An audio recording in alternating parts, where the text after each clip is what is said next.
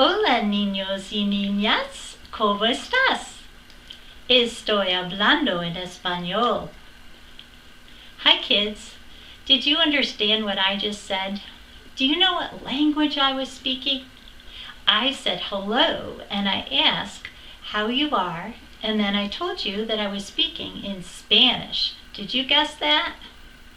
Today I'm going to share with you some of my memories of living in Mexico almost 40 years ago. After college, I went to Mexico to be a missionary, and I was teaching children who had Down syndrome.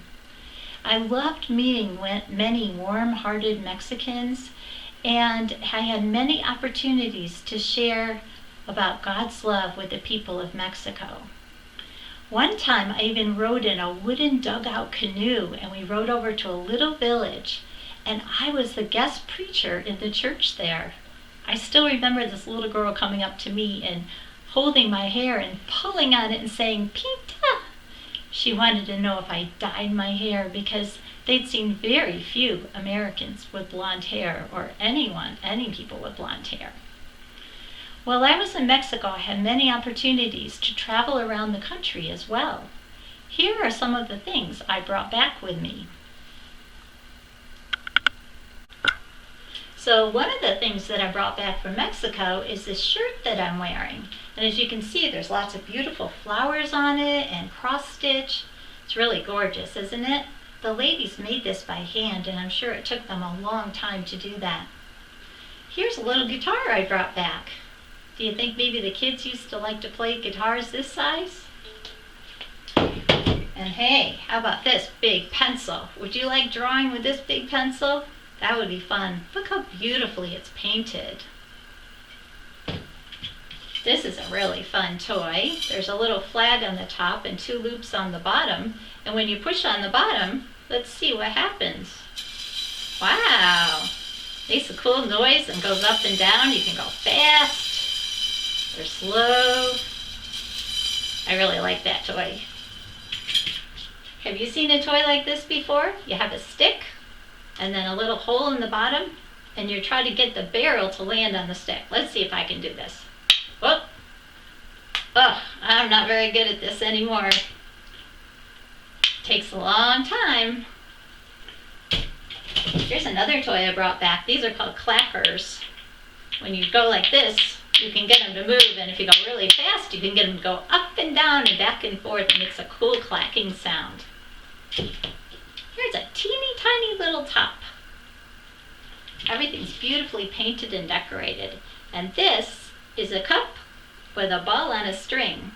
And you have to try to get the ball into the cup. One more try. Oh, I almost got it. And then the last toy I'm going to show you is this snake. And it's made out of wood and colorfully painted. And I can make it move back and forth like a scary snake. Isn't that fun?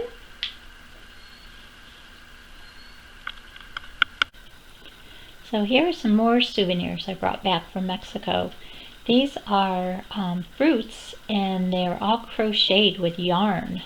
See if you can guess what kind of fruits they are. Looks like maybe watermelon and grapes and pineapple and maybe a strawberry. What do you think? In the different parts of Mexico, they made a lot of pottery. This plate came from Durango. And there's some little birds that are made of pottery. And a little tiny vase. This little vase is made out of black clay. And here's another little vase. Aren't they pretty? They're all hand painted. And here's some little ducks that are made out of wood. And they're painted too.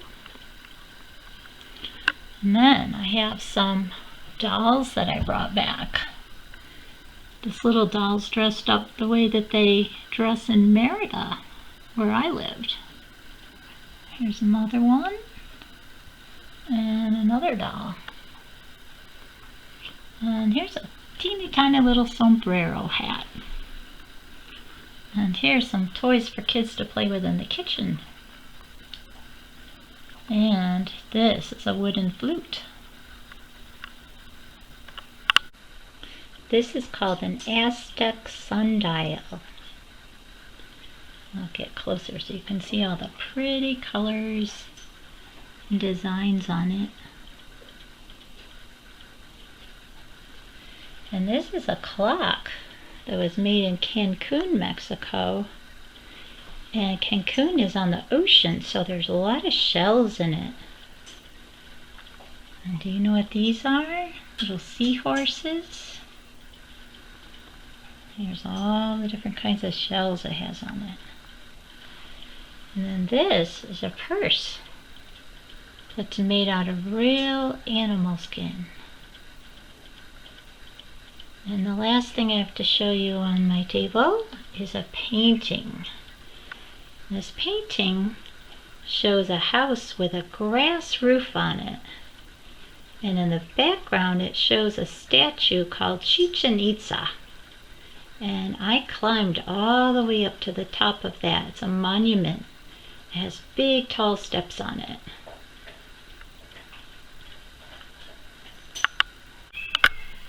So the favorite thing that I brought back from Mexico is this hammock that I'm lying in right now. And I didn't have a bed in Mexico. I slept in this hammock every night. And when you stretch out in it sideways, it's really comfortable.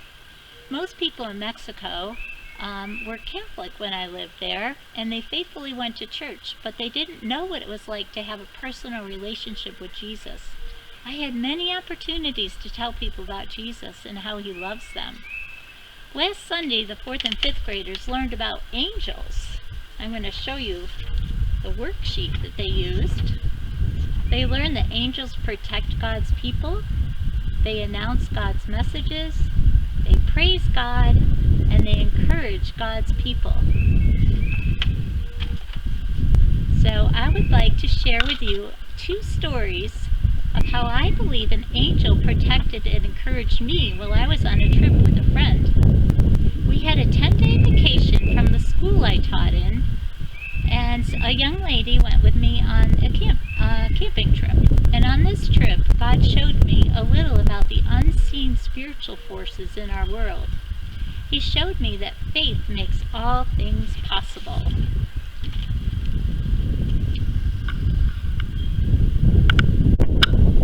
The first story happened when we needed to cross a river on our trip that went over the road.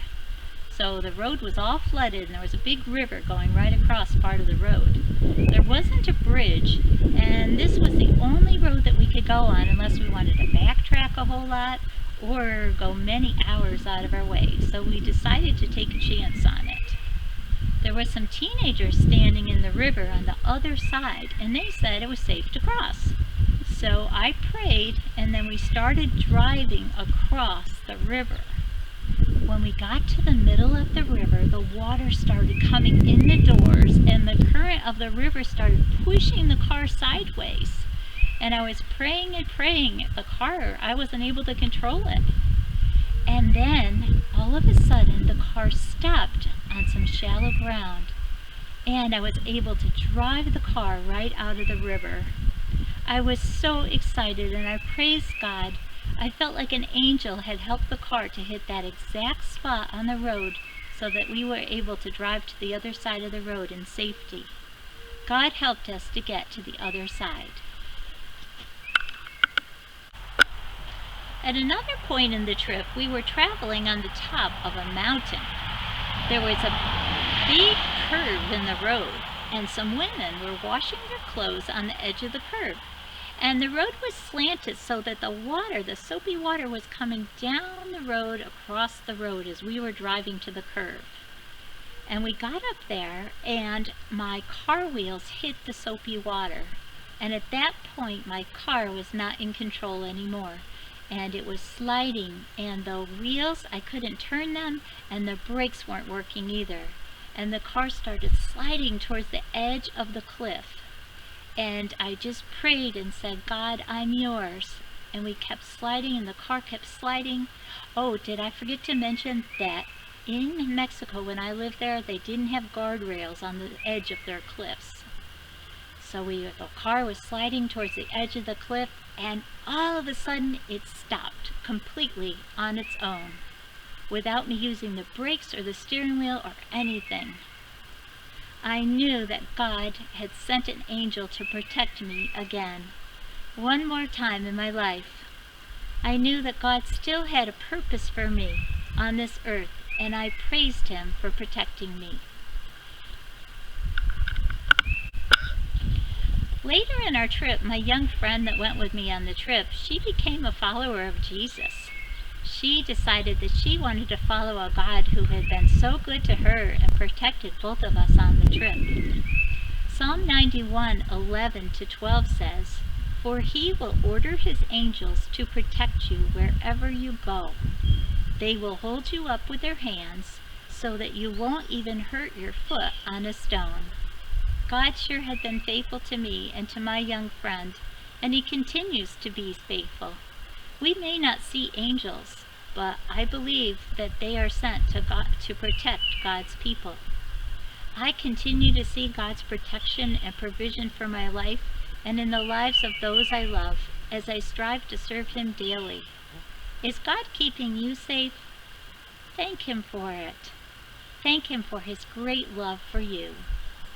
I'll see you on Sunday. Bye.